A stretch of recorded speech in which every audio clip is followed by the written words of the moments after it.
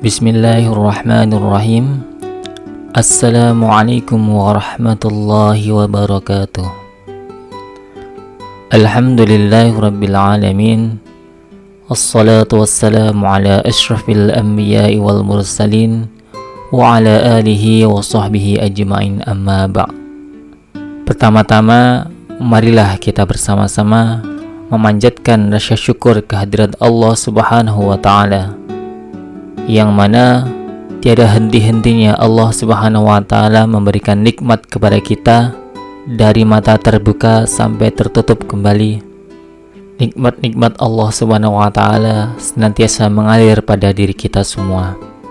Allah Subhanahu wa ta'ala berikan kita nikmat yang besar, nikmat iman kepada Allah, nikmat Islam, dan hari ini Allah Subhanahu wa ta'ala masih berikan nikmat kepada kita, nikmat yang besar.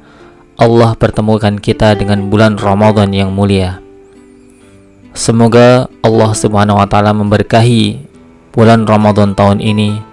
Allah Subhanahu wa ta'ala memberkahi amal-amal kita, puasa kita, dan memberkahi semua kebaikan kita. Salawat dan salam semoga senantiasa tercurah limpahkan kepada suri tauladan kita, Nabi besar Muhammad sallallahu alaihi wasallam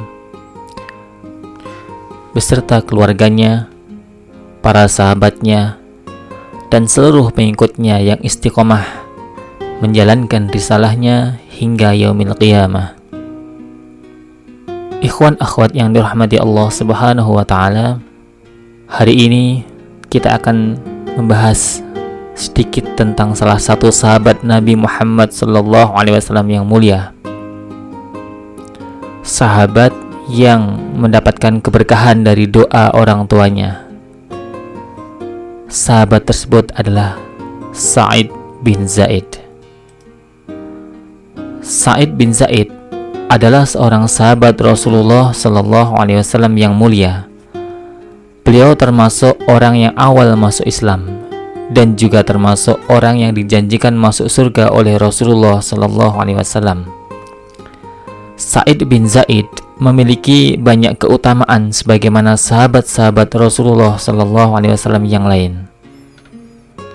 Sa'id bin Zaid adalah anak yang sangat berbakti kepada orang tua, taat kepada Rasulullah, dan senantiasa berjuang membela agama yang dibawa Rasulullah, yakni Islam. Sa'id bin Zaid juga seorang yang pemberani, rajin beribadah, dan termasuk orang yang makbul doanya. Ketika Rasulullah sallallahu alaihi wasallam menyeru orang-orang untuk memeluk Islam, Sa'id bin Zaid segera memenuhi panggilan beliau, menjadi pelopor orang-orang yang beriman kepada Allah dan membenarkan kerasulan Nabi Muhammad sallallahu alaihi wasallam.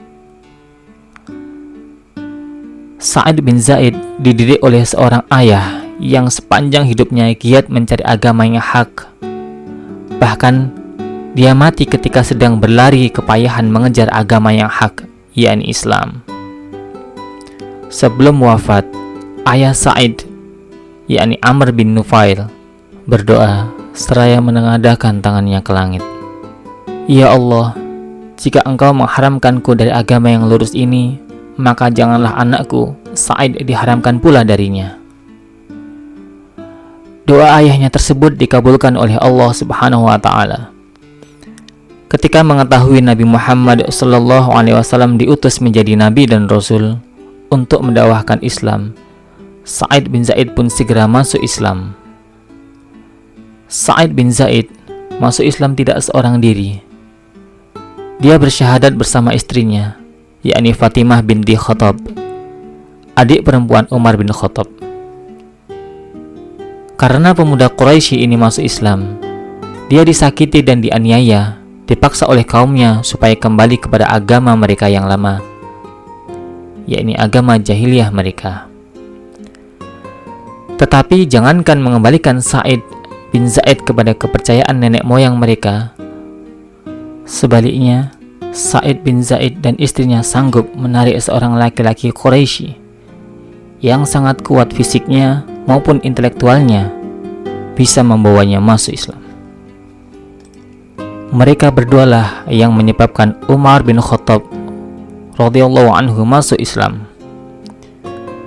Dikisahkan bahwa ketika Umar bin Khattab radhiyallahu anhu telah menghunus pedang untuk mengancam Nabi Muhammad SAW, datang seorang yang mengadukan bahwa adiknya Fatimah binti Khattab telah masuk Islam. Maka semakin murkalah Umar. Ia langsung berbelok arah untuk menemui adiknya. Namun justru Umar bin Khattab mendapatkan hidayah ketika mendengar bacaan adiknya Fatimah dan suaminya Sa'id bin Zaid yang membaca Al-Quran surah Thaha.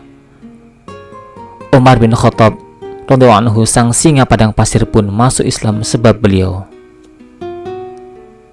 Lalu bagaimanakah kehidupan Sa'id bin Zaid bersama Rasulullah SAW? Ketika dia masuk Islam, umurnya belum lebih dari 20 tahun.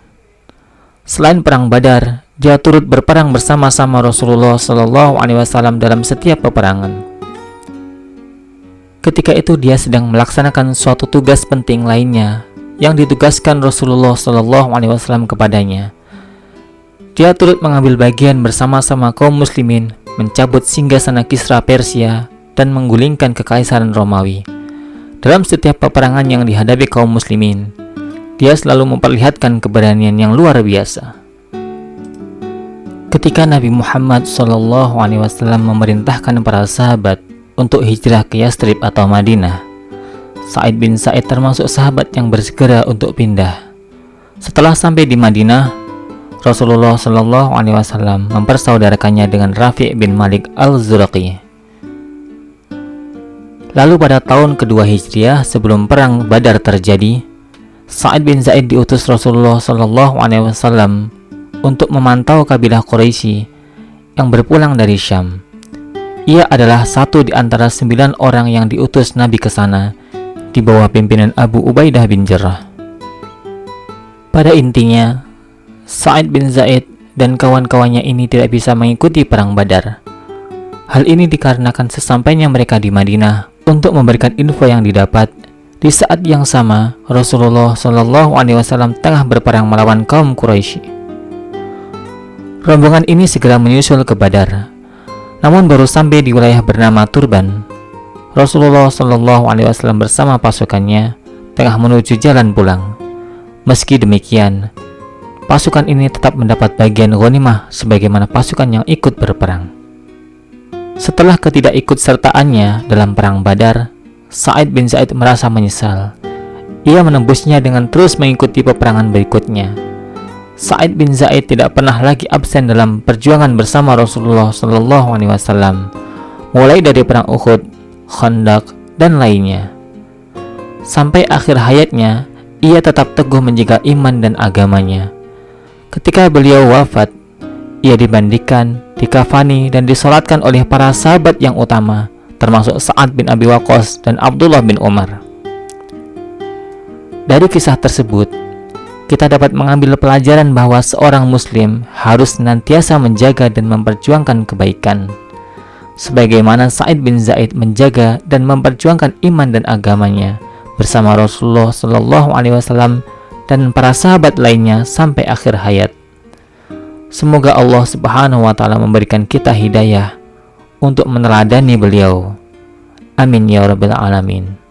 Semoga bermanfaat bagi kita semua. Wassalamualaikum warahmatullahi wabarakatuh.